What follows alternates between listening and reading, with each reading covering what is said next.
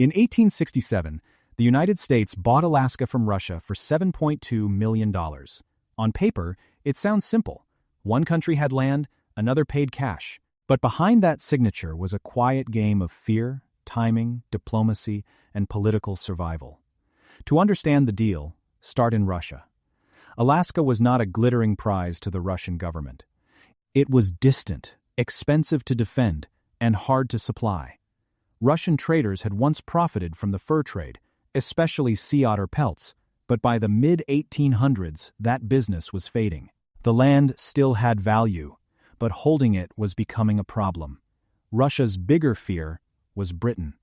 After the Crimean War, Russia understood how vulnerable its empire could be. British power stretched across Canada, and the Royal Navy could threaten Russian possessions in the Pacific.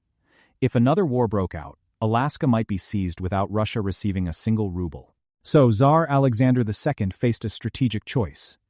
Keep a faraway colony that might be lost in war, or sell it to a friendly power before Britain could take it. The United States looked like the best buyer. America and Russia had a surprisingly warm relationship during this era. Russia had supported the Union diplomatically during the Civil War, and both countries wanted to limit British influence. But the United States had just emerged from that war exhausted, divided, and deep in reconstruction. President Andrew Johnson was locked in conflict with Congress. Any major foreign purchase had to survive a suspicious and hostile Washington. That is where William Seward enters the story.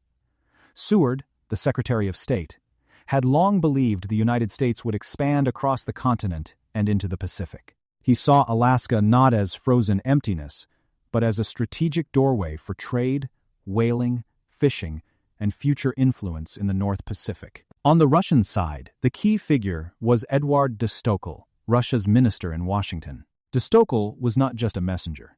He was a negotiator, lobbyist, and political operator. His job was to make the sale happen before American politics swallowed the opportunity. The two sides had discussed Alaska before, but the Civil War delayed serious movement. After the war, Russia revived the idea. De Stockel opened talks with Seward, and both men understood the same thing. If the deal became too public too early, opponents could organize against it. So negotiations moved quickly and quietly. In March 1867, de Stockel received authority to sell.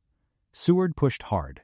Late on March 29th, de Stockel went to Seward's house with instructions from St. Petersburg. Seward did not wait for morning. The story goes that he told de Stockel they could begin at once. By 4 a.m. on March 30th, the treaty was finished. The price was $7.2 million, about 2 cents an acre. The United States would receive Russian America, a territory far larger than Texas, and Russia would receive cash for land it feared it could not protect. But a signed treaty was not the end. It still needed approval from the United States Senate. Critics mocked the purchase as Seward's Folly, Seward's icebox, and a frozen wasteland. To them, Alaska seemed remote, empty, and useless. Why spend millions on ice when the country had so many problems at home? Seward and his supporters framed it differently. They argued that Alaska expanded American reach, strengthened the Pacific position, opened access to natural resources, and blocked British expansion. The Senate moved faster than many expected.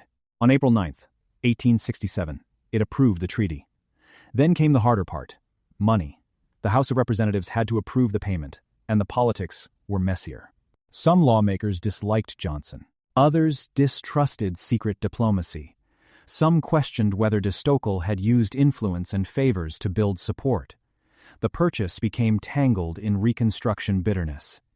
Still, the argument held. The land was enormous. The price was low. Russia was friendly. Britain would be checked.